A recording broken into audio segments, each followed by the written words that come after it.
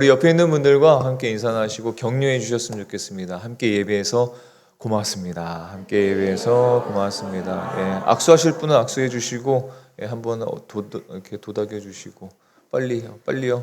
예, 빨리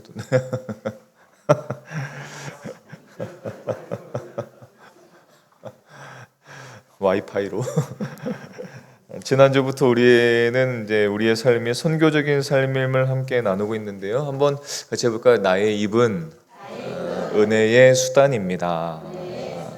그렇습니다. 우리는 하나님의 은혜로 구원을 받았습니다. 그래서 우리에게는 세상 사람들이 갖고 있지 못한 은혜와 복음을 우리는 갖고 있죠. 그래서 우리가 갖고 있는 이 소망 그리고 은혜를 나누어 주는 저와 여러분의 입술이 되실 수 있기를 소망합니다. 자, 선교적인 삶에 대해서 예배를 준비할 때 아마도 4월은 선교적인 삶을 금요 예배 때 나누기로 했으니까 아마 목사님은 이런 주제들과 말씀들로 미리 이렇게 시리즈를 정해 놓으셨을 것이다라고 예상하셨는지요? 아니죠.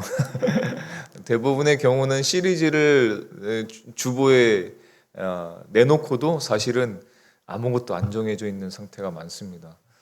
굉장히 뭐랄까요? 굉장히 좀 도전적이고 싶어서 그런 것이고 성령님의 인도하심을 정말 뭐랄까요? 실시간으로 받고 싶어서 그렇게 늘 사고를 칩니다, 먼저. 왜냐하면 우리의 삶이 그렇거든요. 우리의 삶이 다 준비해놔도 내일 되면 몰라요. 그러니까 예전에 미래 다 준비해놨었던 것이 사실 그 주가 되고 그 금요일이 되면은 다 깨지는 경우를 너무 많이 경험했기 때문에 그럴 필요가 없다는 것을 잘 압니다. 그래서 한 주 한 주 싸우고 또 말씀으로 기뻐하고 즐거워하면서 예배를 준비합니다. 이번 주 중에는 참 오랜만에 바다도 조금 잠시 보고 넓은 잔디도 좀 보고 높은 산도 좀 보고 수많은 군중 속에 있기도 해보고 그랬어요. 그럴 때마다 다는 아니었는데 그럴 때마다 가끔씩 제 마음을 두드리셨던 하나님의 질문이 있었습니다. 너는 과연 무엇을 예배하며 살고 있는가? 그리고 예나목 사람들은 어떤 것을 예배하며 살고 있을까라는 어떤 그런 질문이었습니다. 그런 마음이었어요. 딱 그렇게 멘트가 정해져 있는 건 아니지만 그 질문 속에서 이제 사람들을 보니까 제가 거했던 그 주중의 사람들 주변에 있는 사람들을 보니까 모든 사람들은 그 시간에 각자 자기가 최고로 여기는 것을 예배하고 있더라고요. 그 시간에 가장 최고의 가치를 예배하고 있었습니다. 그래서 오늘 말씀을 열게 되었어요. 그리고 오늘 말씀을 묵상하면 할수록 우리가 선교적인 삶이라는 것을 나누고 있는데 그 선교적인 삶에 오늘 말씀이 얼마나 중요한지를 다시 한번 깨닫게 됩니다. 서론이 좀 길었지만 자, 오늘 로마서 12장 1절과 2절 말씀을 우리 새한글 성경 버전까지 함께 쭉 읽으면서 마음에 함께 담으면 좋겠습니다. 로마서 12장 1절과 2절 말씀입니다. 자, 개역개정 성경에서는 그 표제어를 이렇게 붙였어요. 하나님의 뜻을 분별하는 새 생활이라고 붙였습니다. 우리 1절과 2절 말씀을 읽어보겠습니다. 시작. 그러므로 형제들아 내가 하나님의 모든 자비하심으로 너희를 권하노니 너희 몸을 하나님이 기뻐하시는 거룩한 산 제물로 드리라. 이는 너희가 드릴 영적 예배니라. 너희는 이 세대를 본받지 말고 오직 마음을 새롭게 함으로 변화를 받아 하나님의 선하시고 기뻐하시고 온전하신 뜻이 무엇인지 분별하도록 하라. 아멘. 자, 새한글 성경 버전에서는 표제어를 하나님의 자비로우심에 대한 올바른 응답이라고 정해져 있더라고요. 자, 1절 2절 말씀을 읽겠습니다. 시작.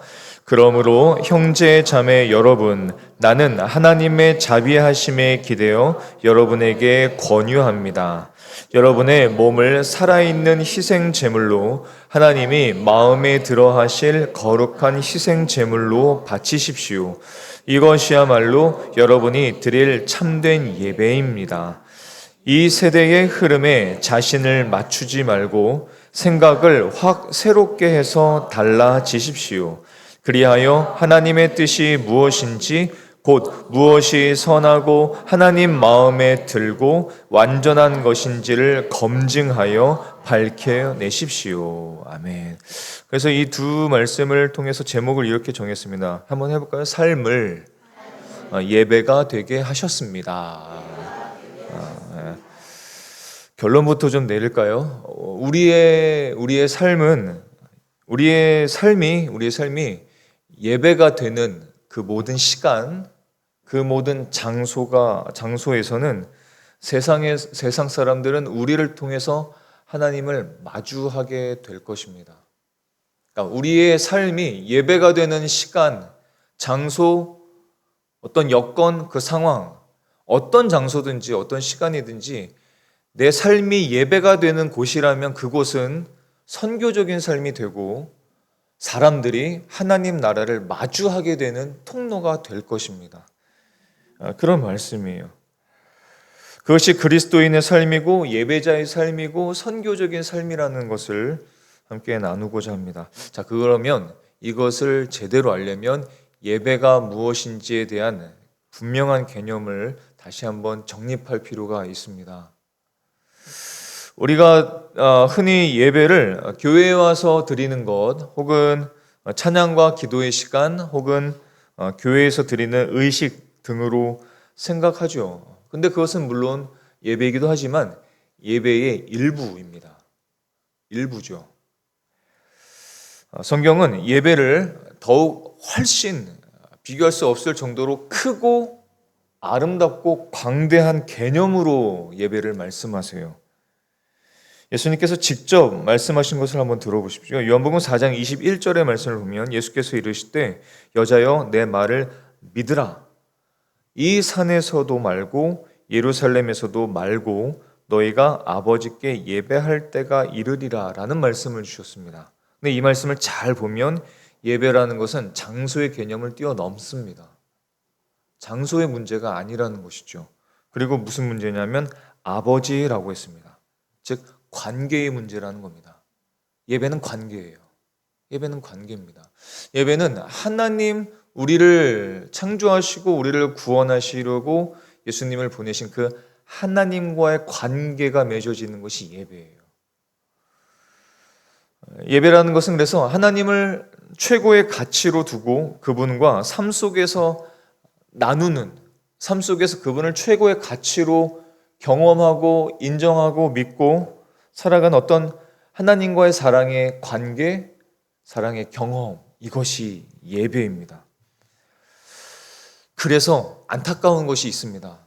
그것은 무엇이냐면 많은 크리스찬들이 교회 건물 안에서만 예배한다는 겁니다.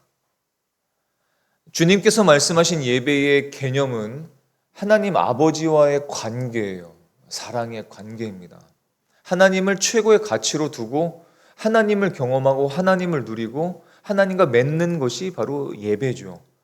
근데 수많은 크리스찬들의 삶을 보면 삶 속에서의 예배라는 것이 아니라 교회 안에서의, 건물 안에서의 예배로 그치게 되는 경우들을 너무 많이 보게 됩니다. 그래서 교회에서는 예배를 드리는 것, 그것이 헛된 것은 아니에요. 중요합니다. 공적인 예배 중요하죠. 하지만 그 예배를 드리면서도 여전히 세상을 따라서 살게 되고 세상으로 나갔을 때는 그곳에서 하나님과의 관계의 예배가 아니라 다른 것을 예배하면서 살아가고 있게 되는 것입니다. 그래서 예배를 드리면서도 여전히 세상을 따라 살기도 되고 또 은혜를 받았다 하면서 여전히 같은 방식을 고집하면서 세상을 살아가게 되는 것이에요. 왜냐하면 삶 속에서는 하나님이 아니라 다른 예배 대상이 있어서 그렇습니다. 사람은 예배하는 존재로 태어났고 창조되었는데, 그래서 사람은 어쩔 수 없어요. 사람은 하나님을 예배하든지 아니면 다른 것을 예배하며 살 수밖에 없습니다. 둘 중에 하나예요. 삶 속에서 하나님을 예배하지 못할 때에는 항상 나는, 내 마음속은 다른 것을 예배하고 있는 겁니다. 지금 최고의 가치를 두고 있는 것이죠. 이것이 영적인 참 예배는 그래서 하나님을 최고의 가치로 여기며 사는 것이 예배이고 그리스도인의 삶인데, 이것이 어떻게 보면 정말 너무 어려운 이야기로 들릴 수 있습니다. 삶이 예배가 된다고요? 언젠가부턴가 이 멘트가 막 굉장히 한국 교회 안에서 많이 들렸어요. 그렇죠? 삶은 예배입니다. 삶 전체가 예배가 되어야 됩니다. 삶은 영적 예배입니다. 그런데 실로 많은 사람들이 생각할 때는 그 말을 듣고 인정은 하지만 삶 속에서 경험하기 어려운 이야기로 생각합니다. 그렇진 않으신지요? 정말 그럴까요? 이것이 정말 어려운 이야기일까요? 사도 바울의 삶을 좀 생각해 보겠습니다. 사도 바울의 삶은 그 전체가 하나의 예배였다고 할 수 있습니다. 그런데 그 이유가 있습니다. 왜냐하면 그에게는 어디에 있든지 예수님이 최고의 가치였던 겁니다. 선교지에 가서도, 텐트를 만들면서도, 회당에서 사람들에게 말씀을 가르칠 때에도, 교회를 세울 때에도, 다른 사람들과 식사 초대를 해서 같이 밥 먹을 때에도 그 사도 바울의 항상 삶 속에서는 최고의 가치가 늘 예수님이었던 거예요. 그래서 그의 삶은 전체가 예배일 수밖에 없었습니다. 그가 어떻게 이야기했는지 한번 들어보시겠습니까? 빌립보서 1장 20절과 21절의 말씀을 보면 이렇습니다. 사도 바울이 이렇게 고백했어요. 같이 한번 읽어볼까요? 시작.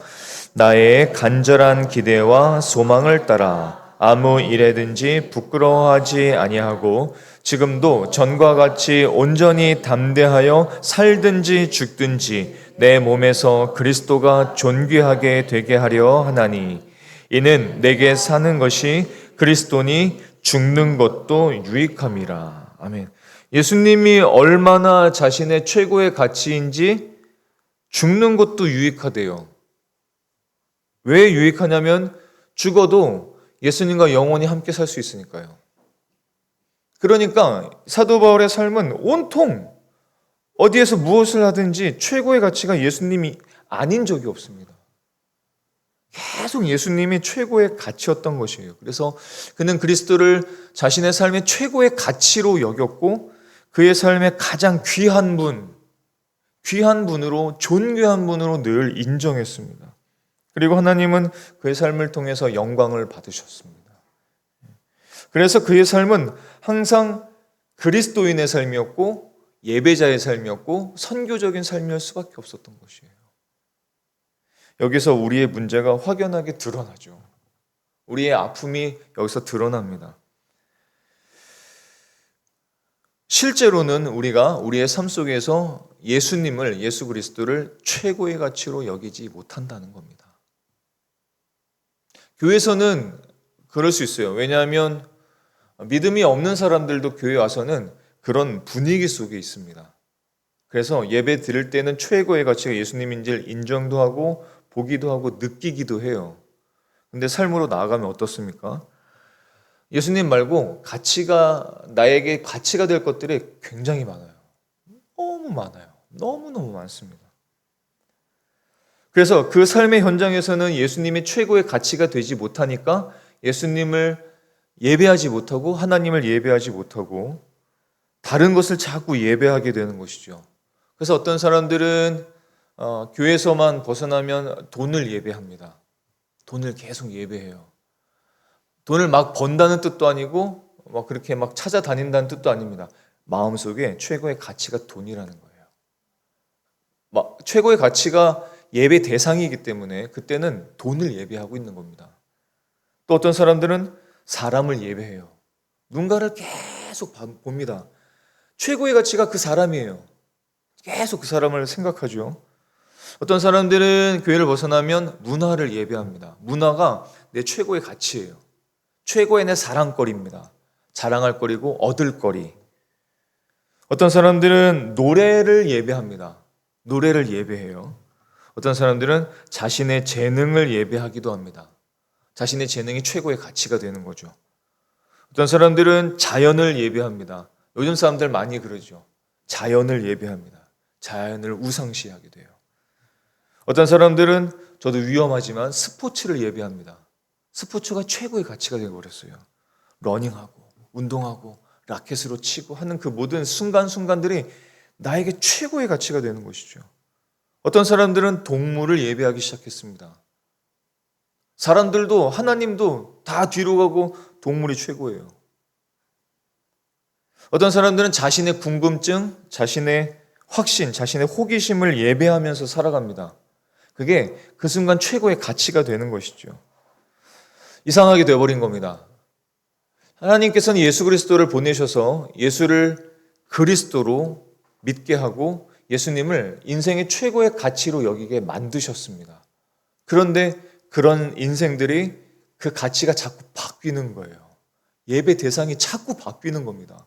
예수님이 됐다가 돈이 됐다가 다시 예수님이 됐다가 문화가 되었다가 동물이 되었다가 사람이 되었다가 계속 바뀌는 것입니다. 자녀가 되었다가 사람이 되었다가 아내가 되었다가 남편이 되었다가 부모가 되었다가 계속 바뀌는 겁니다. 그래서 크리스찬의 삶이 선교적인 삶을 그 영향력을 미치지 못하고 있는 겁니다. 능력이 없어요. 복음이 흐르질 못합니다. 그 삶을 통해서 하나님은 그 삶을 통해서 복음이 흘러가고 선교적인 삶을 통해서 하나님을 예배하고 더 많은 자들이 하나님을 예배하게끔 만드셨지만 그러질 못하고 있다는 것이죠. 자, 그렇다면 어떻게 바뀔 수 있을까요? 많은 사람들과 교회들은 이렇게 생각하면서 노력하면서 애쓰는 것 같습니다. 이렇게 생각하는 것 같아요. 더 노력하고 더 결단해야 합니다. 더 말씀을 묵상해야 합니다. 더 말씀을 묵상하고 기도해야 하죠. 내가 의지가 없어서, 내가 시간이 안 돼서, 약해서, 혹은 우리가 실천사항이 없어서, 우리 교회는 그런 것이 없어서, 아니면 매일매일 큐티해야만 하죠. 여러분, 완전히 틀린 말은 아닙니다. 하지만 그걸 왜 하는지가 중요합니다. 그걸 왜 합니까? 말씀 묵상 왜 하죠? 큐티를 왜 하죠? 예배 왜 하죠? 복음을 믿도록 하기 위해서 그거 하는 겁니다. 그런데 그 자체를 예배하기 시작하면 복음과는 전혀 상관이 없어요. 점점 종교적인 행위로 끝나게 됩니다. 모든 신앙의 행위의 궁극적인 목적은 복음을 믿고 복음 안에서 살아가도록 하기 위해서 그 신앙 행위를 하는 겁니다. 복음을 더 믿는 신앙 행위가 아니라 그 신앙 행위를 위한 행위로만 끝나버리면 복음과는 전혀 상관이 없는 거예요. 그럼 복음을 누리지를 못합니다. 그럼 항상 어떻게? 모든 신앙의 행위가 다 종교적으로 흐를 수밖에 없어요. 그러면은 더 해야 합니다. 실천사항을 더 해야 되죠. 더 구체적으로 해야 합니다. 더 분명히 해야 됩니다. 하지 못하면 서로 권면해야 됩니다로 바뀌는 겁니다. 그런데 그렇게 해왔는데 어떻게 됐어요? 복음을 만나지 못했어요. 복음을 누리지 못했어요. 복음을 진짜 믿지를 못했어요. 그게 신앙적인 행위로서의 문제의 한계입니다.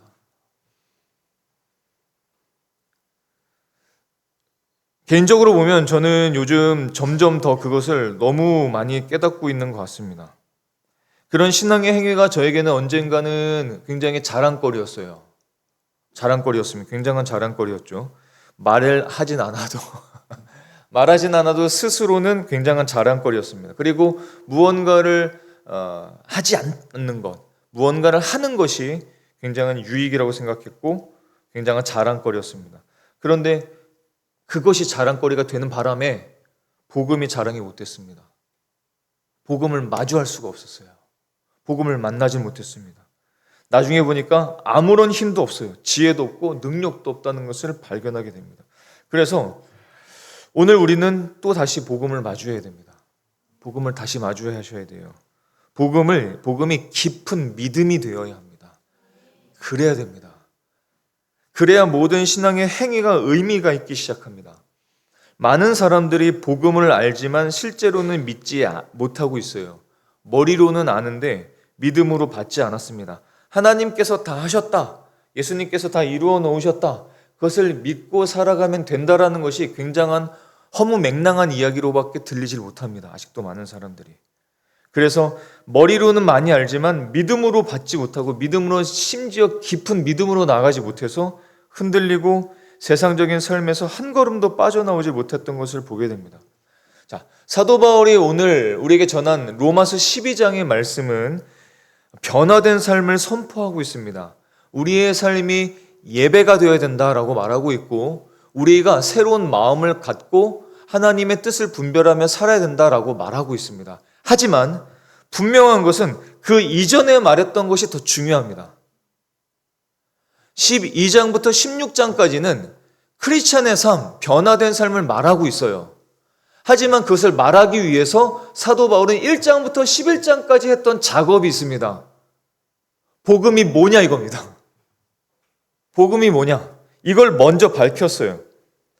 복음을 말한 다음에 그 복음을 정말 믿게 되면 12장부터 16장까지 크리스찬의 삶을 살 수 있다고 선포한 겁니다.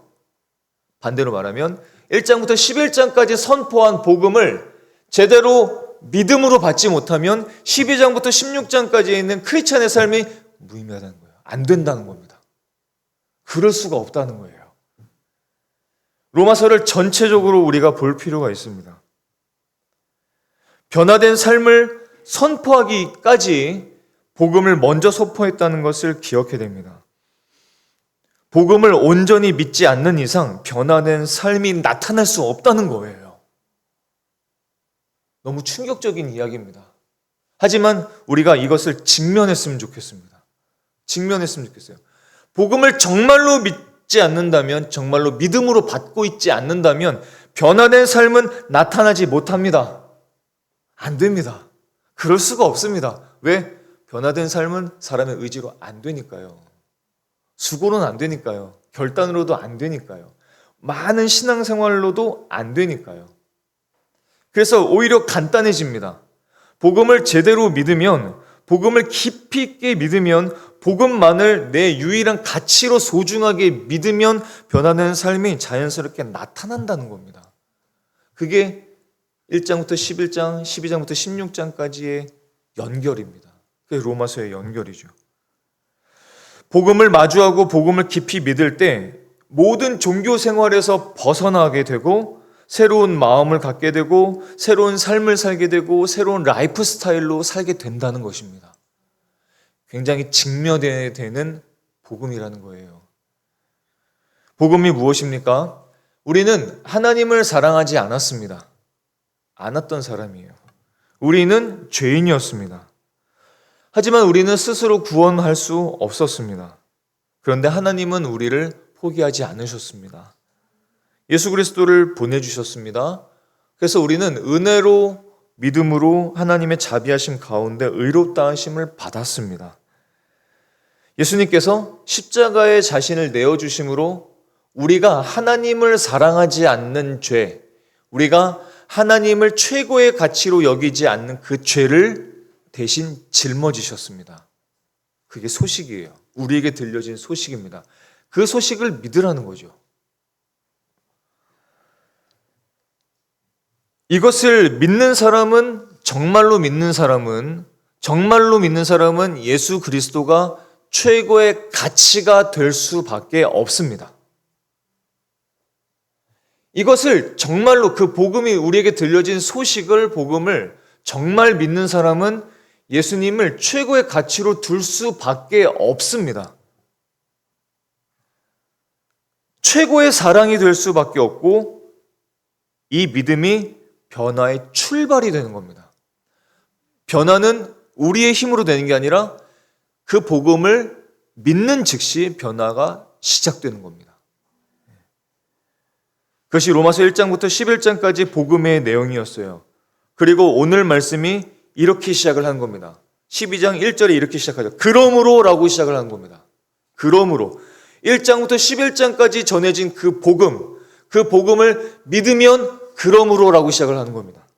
이렇게 말하는 거죠. 그러므로, 즉 우리는 은혜를 받았으므로, 구원을 받았으므로, 지금 사랑받고 있으므로, 우리는 예수 안에 있으므로, 우리가 의롭다 하심을 받고 있으므로, 우리의 왕이 바뀌어졌다는 사실을 알므로 우리는 그래서 순종할 수 있다.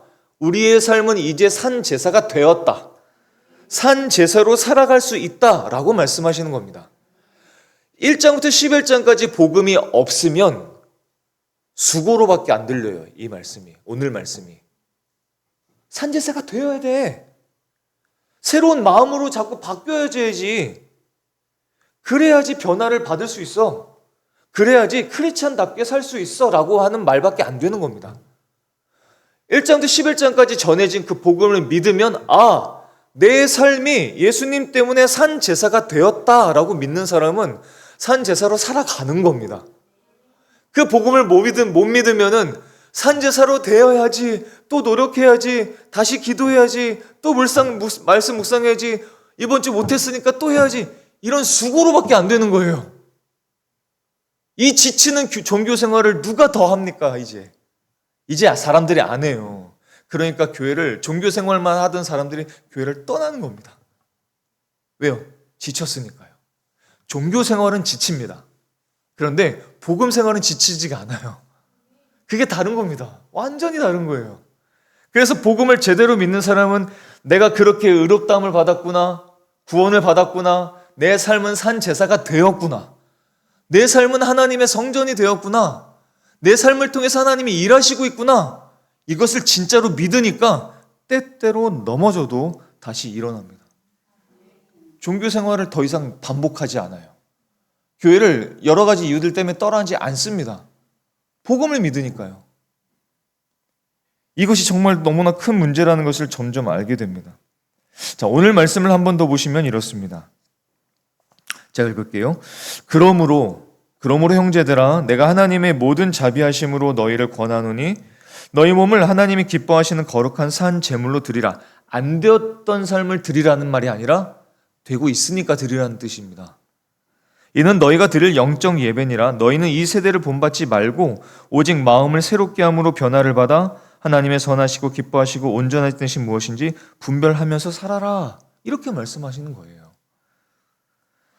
이제 가능하게 되었다는 겁니다. 왜냐하면 구약의 제사는 죽은 제물을 드린 제사였죠. 그렇죠? 하지만 신약의 제사는 이제 달라지게 되었습니다. 왜냐하면 예수 그리스도께서 십자가에서 단번에 제사를 끝내셨잖아요. 완전히 끝내셨습니다. 우리를 위해서 제사를 드리시고 그 제사를 끝내셨기 때문에 이제 우리의 삶은 살아서 움직이고 살아가는 삶 자체가 제사가 되어버린 거예요. 끝난 얘기입니다. 삶이 예배가 되어버렸어요. 그래서 삶 속에서 하나님을 예배하지 못하면 답답한 겁니다. 크리스찬들은 답답해요. 하나님을 예배하지 못하면. 이 복음을 믿고 삶이 예배가 된 사람들은 그 사람들의 손은 의의 도구가 되고 그 사람들의 입술은 은혜의 수단이 되어버린 겁니다. 그렇게 되면 살라는 게 아니에요. 삶 전체가 하나님께 드려지는 삶 자체가 하나님께 드려지는 예배가 되어버렸다. 그래서 변화된 삶을 살아가라 라고 말씀하시는 것입니다. 그래서 그 삶 전체를 예배로 살려면 크게 두 가지를 우리에게 권면하고 있죠. 먼저는 이 세대를 본받지 말라라고 말씀하십니다. 본받다라는 말을 찾아보니까 틀에 찍히다라는 의미를 갖고 있어요. 틀에 찍히다 이렇게. 똑같은 장난감을 만들 때 어떤 틀이 있죠. 그 틀을 찍습니다. 계속. 어떤 뜻이냐면 세상이 끊임없이 우리를 틀 안에 가둔다는 거예요. 너의 가치는 성취다. 세상적인 성취여야 한다. 어떤 비교에서 너는 이겨야 된다. 너는 더 가져야 행복하다. 너는 그래야 더 자유하다. 이런 틀에 우리들을 자꾸 가둔다는 겁니다. 세상이. 그 세상을 본받지 말라라고 말씀하십니다.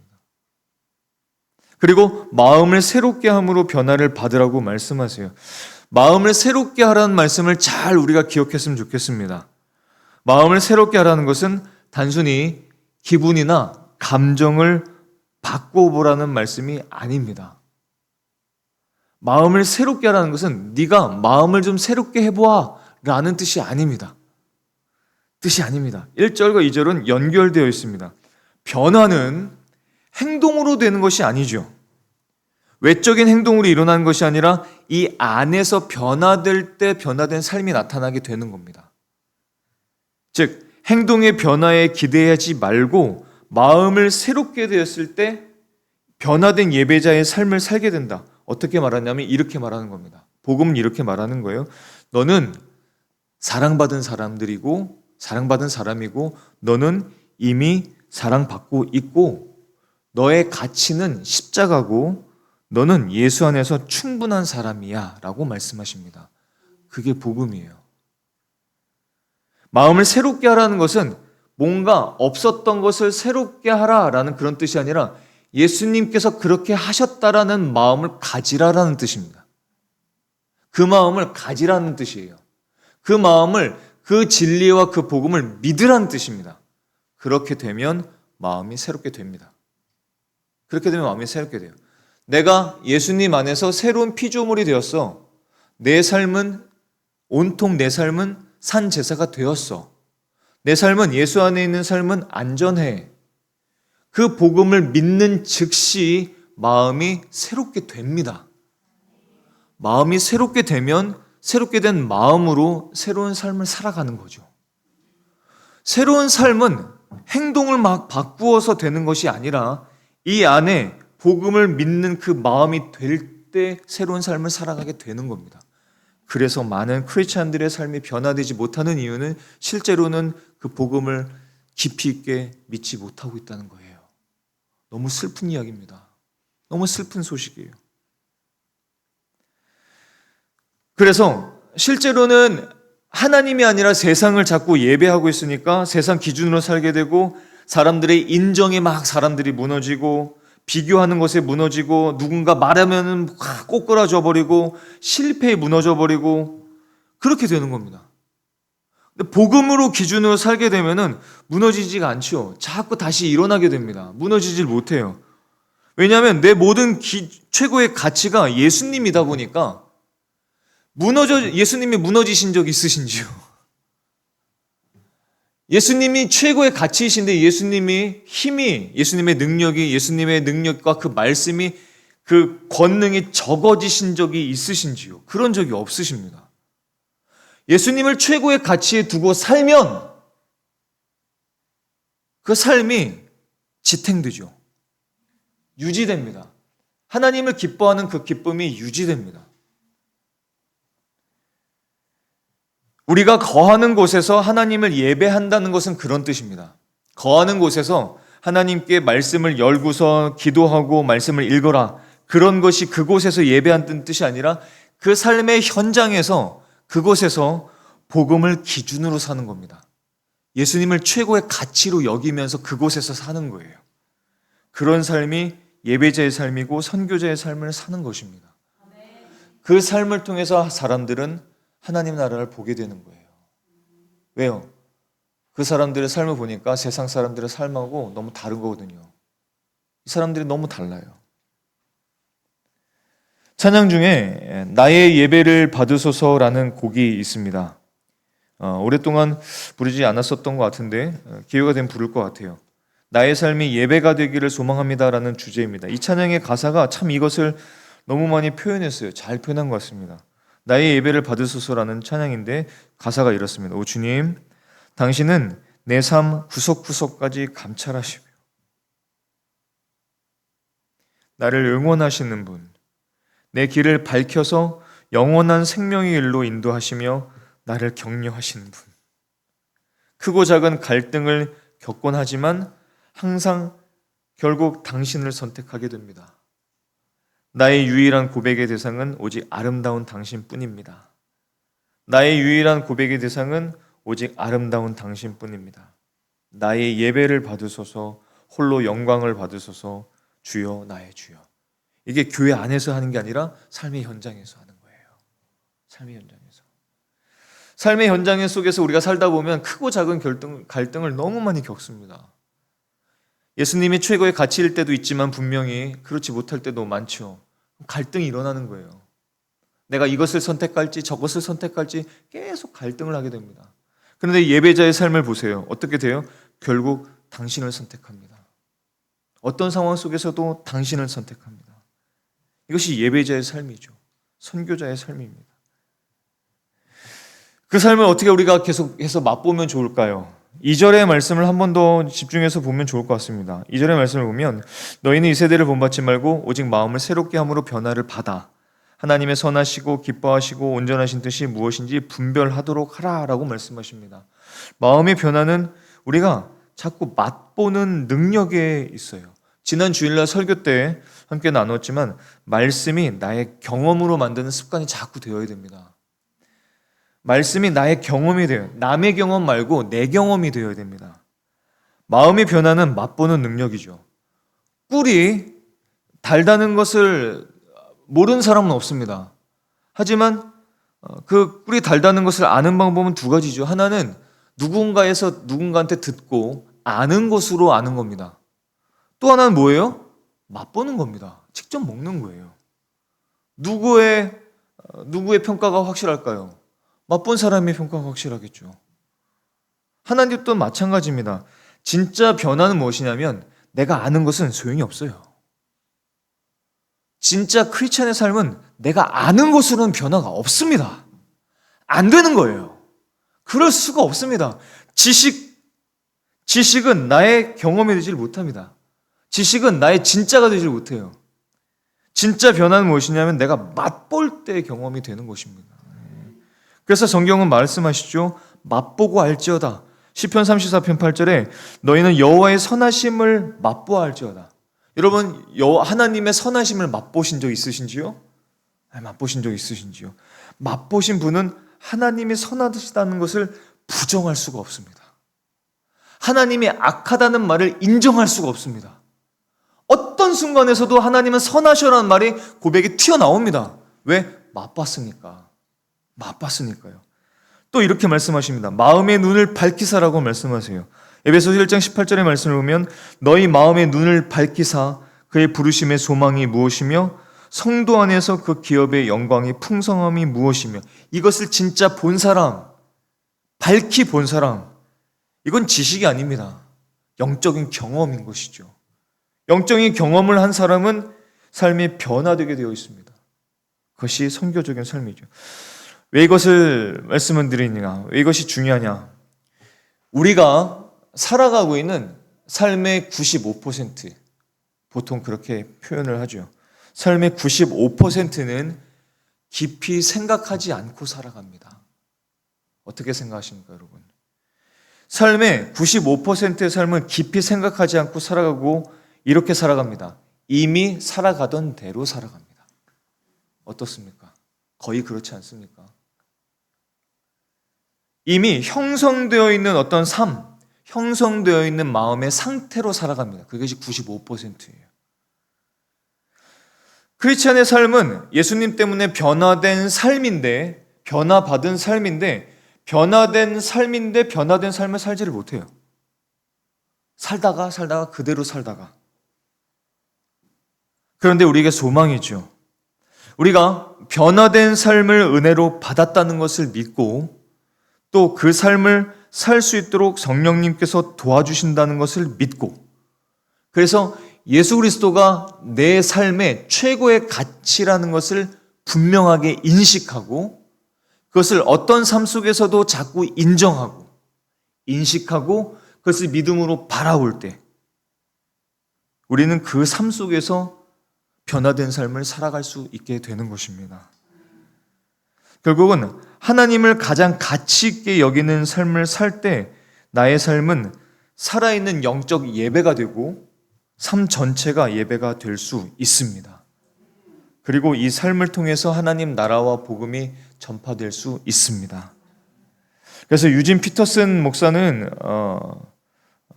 성경 번역을 할 때 이 시대의 언어로 번역할 때 오늘 로마서의 1절과 2절 말씀을 이렇게 번역을 했어요. 잘 한번 들어보십시오. 그러므로 나는 이제 여러분이 이렇게 살기를 바랍니다. 하나님이 여러분에게 사도 바울이 그의 동역자들에게 로마 성도들에게 하는 권면이죠. 하나님께서 여러분을 도우실 것입니다. 여러분의 매일의 삶, 일상의 삶을 하나님께 헌물로 드리십시오. 하나님께서 여러분을 위해 하시는 일을 받아들이는 것이 바로 여러분이 그분을 위해 할 수 있는 최선의 일입니다. 이 말씀을 기억하세요. 하나님께서 여러분을 위해 하시는 일, 지금도 하시는 일을 받아들이는 것이, 믿는 것이, 믿음으로 반응하는 것이 우리가 하나님을 위해 할 수 있는 최선의 일이라는 겁니다. 우리가 우리의 변화된 삶을 위해, 선교를 위해, 전도를 위해, 복음을 위해서 무언가를 더 해야 된다는 게 아니라 하나님께서 하고 계신 그 복음의 일을 믿고 보는 것, 그것이 먼저가 될 때 그것이 최선의 일이라는 것입니다.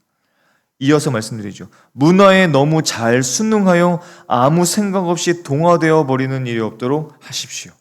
대신에 여러분은 하나님께 시선을 고정하십시오. 그러면 속에서부터 변화가 일어날 것입니다. 조금 전에 말했던 겁니다. 복음을 계속 바라보는 겁니다. 복음을 믿는 겁니다.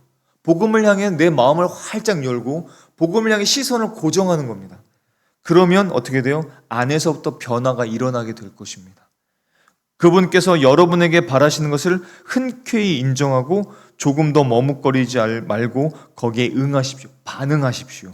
여러분을 둘러싸고 있는 문화는 늘 여러분을 미숙한 수준으로 끌어낮추려 하지만 하나님께서는 여러분에게서 최선의 것을 이끌어내시고 여러분 안에 멋진 성숙을 길러주십니다.